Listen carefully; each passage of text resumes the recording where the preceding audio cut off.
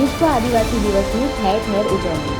ખેડબ્રહ્મા ખાતે વિશ્વ આદિવાસી દિવસની ભવ્ય ઉજવણીમાં મુખ્યમંત્રી ભૂપેન્દ્રભાઈ પટેલ રહ્યા ઉપસ્થિત। પાઘડી સહિતની ભેટ આપીને સીએમ ભૂપેન્દ્રભાઈનું કરાયું સ્વાગત। સીએમના હસ્તે વિકાસના કામોના લોકાર્પણ અને ખાતમુહૂર્ત। આથી મુખ્યમંત્રીએ 26 જિલ્લામાં વર્ચ્યુઅલ સંબોધન કર્યું। કાર્યક્રમમાં મોટી સંખ્યામાં જનમેદની ઉમટી। વનબંધુ મહિલાઓ અને બાળાઓએ કર્યું આદિવાસી નૃત્ય।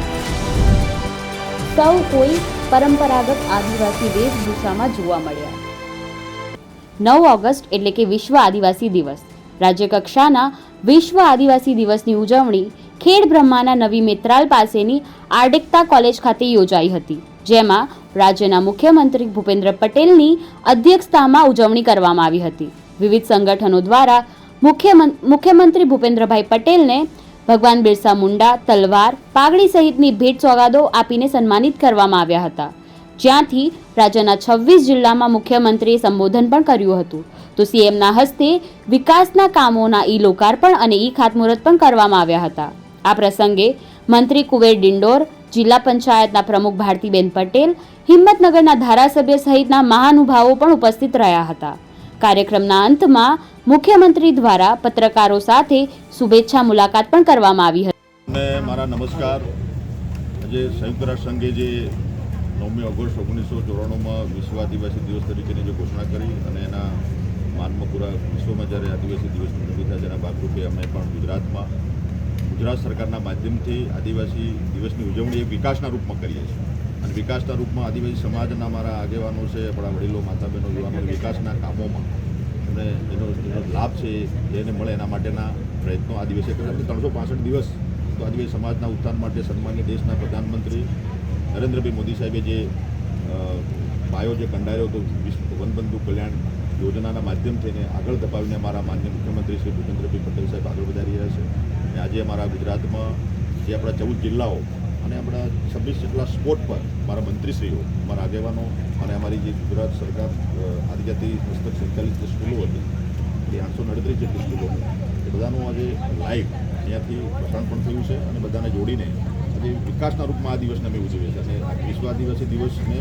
વિકાસના રૂપમાં વિકાસની ભેટ 1014 કરોડ જેટલી મહત્વ રકમ જે કામોનું ખાતમુહૂર્ત, કેટલાક કામોનું લોકાર્પણ અને વ્યક્તિગત લાભો અમારા ગુજરાતના આદિવાસી બાંધવોના ચરણે આજે ધર્યા છે। એ બદલ હું માનનીય મુખ્યમંત્રીનો આભાર માનું છું અને સવિશેષ આપણા મીડિયાના મિત્રોનો પણ આભાર માનું છું કે આપના માધ્યમથી ગુજરાતના, દેશના અને વિશ્વના આદિવાસી સમાજના અમારા બાંધવોને 9મી ઓગસ્ટ વિશ્વ આદિવાસી દિવસ તરીકે ઢેર સારી શુભકામના પાઠવું। કુબેરભાઈ, જે પ્રકારે આદિવાસી વિસ્તારની જે શાળાઓ છે તેમાં 361 જેટલા શિક્ષકો એક જ સ્કૂલની અંદર એક જ શિક્ષક ફરજ બજાવે છે, એ બાબતે શું?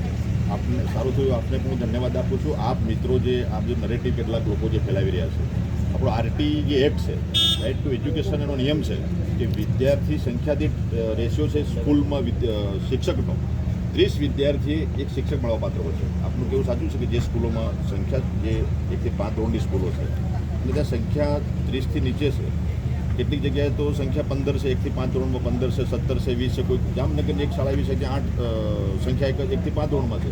એટલે વિદ્યાર્થી સંખ્યાને શિક્ષકનો રેશિયો એ આરટીના એક પ્રમાણે છે, એટલે આ જે બાબત છે એ આપને ધ્યાન પર આવી રહી છે, પણ આપ સંખ્યા અને શિક્ષકની સાથે જોઈન્ટ નથી કરતા। એટલે આપને પણ મારી વિનંતી કે સાચો મેસેજ, સાચી વસ્તુ સમાજ સાથે આપ મૂકો।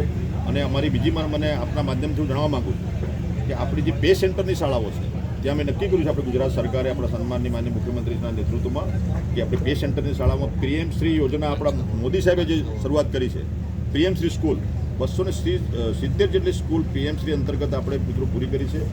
કોઈ પણ પે સેન્ટરની સ્કૂલ છે ત્યાં એક 30 વિદ્યાર્થી દીઠ એક શિક્ષક, એક ક્લાસરૂમ, ત્યાં smart class, interactive panel, computer labs, ટેમ લેબ અને સ્કૂલનું આંગણું બધું જ અમે કરવા માંગીએ છીએ, કરી રહ્યા છે। એવી 500 જેટલી શાળાઓ તો આપણી આદર્શ બની ગઈ છે, સ્કૂલો બની ગઈ છે, એ પણ આપ મીડિયાના માધ્યમથી કંઈ બતાવો। અને સાથે સાથે જે વિદ્યાર્થીઓને 1 કિલોમીટરથી વધારે અંતરે જવું પડતું હોય પે સેન્ટરમાં, તો એના માટે ગુજરાત સરકાર આપણી ટ્રાન્સપોર્ટ એલાઉન્સ આપે છે વિદ્યાર્થીને, પોતાના ઘરથી સ્કૂલ સુધી જવાનું ભાડું આપણે ચૂકવીએ છીએ। એટલે જે કે વિદ્યાર્થીઓ જે આ નાની સ્કૂલોમાં 1 થી 5 ધોરણની સ્કૂલોમાં જ્યાં છે અને શિક્ષક એક છે અને વર્ગ 5 છે, કોઈ ધોરણમાં એક ધોરણમાં 3 વિદ્યાર્થી છે, બીજા ધોરણમાં 2 છે, કોઈ ધોરણમાં 3માં 1 છે, કુલ મળીને 12-15 વિદ્યાર્થીઓ. શિક્ષક તો મિત્રો એક જ મળવાપાત્ર થાય છે. એટલે આપની વાત સાથે હું સમજ છું, પણ સાથે સાથે આ પણ મુદ્દો સમાજના લોકોને કુબેરભાઈ, બીજું એક કે બનાસકાંઠાના દાંતા તાલુકાની પાઠશા સ્કૂલ કે જ્યાંનો શિક્ષિકા બેન છેલ્લા 8 વર્ષથી શિકાગો રહે છે, જેનો પગાર પણ પડી રહ્યો છે. આ બાબત અમે હકીકતથી રિપોર્ટ મંગાવીશું. અમે એ કોઈ પણ કાળે આવું ચલાવવા માંગતા નથી. કોઈ પણ શિક્ષક હોય, કોઈ પણ કર્મચારી હોય, જો એને ફરજ દરમિયાન એ ગેરહાજર રહે તો હકીકત રિપોર્ટ મંગાવી પૂરેપૂરીની રિકવરી પણ કરીશું, પનિશમેન્ટ કરીશું. આ બાબત આપના માધ્યમથી મને ધ્યાન પર આવી છે. હું વિશેષ હકીકત લખી રિપોર્ટ મંગાવી લઈશ. તો એમાં તથ્ય હશે તો આગળ વધીશું.